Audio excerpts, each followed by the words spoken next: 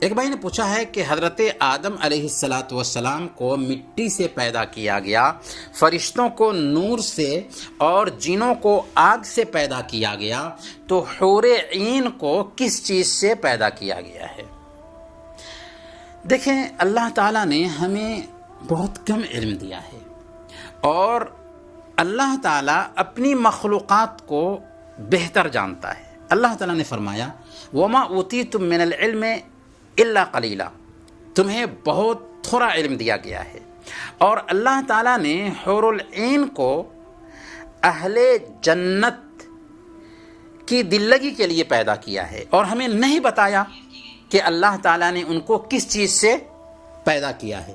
اس لیے اس سلسلے میں قیاس آرائی کرنے سے بچنا چاہیے، جتنا بتایا گیا ہے اسی پہ بس کرنا چاہیے۔ رہی یہ بات کہ کیا وہ زعفران سے پیدا کی گئی ہیں، جیسا کہ بعض روایتوں میں آتا ہے کہ حور عین زعفران سے پیدا کی گئی ہیں، تو واضح ہونا چاہیے کہ یہ حدیث ضعیف ہے۔ علامہ البانی نے اس حدیث کو السلسلہ الضعیفہ میں، سلسلہ الاحادیث الضعیفہ والموضوعہ میں ضعیف قرار دیا ہے، لہذا یہ نہیں کہا جائے گا کہ وہ زعفران سے پیدا کی گئی ہیں، بلکہ خاموشی اختیار کی جائے گی۔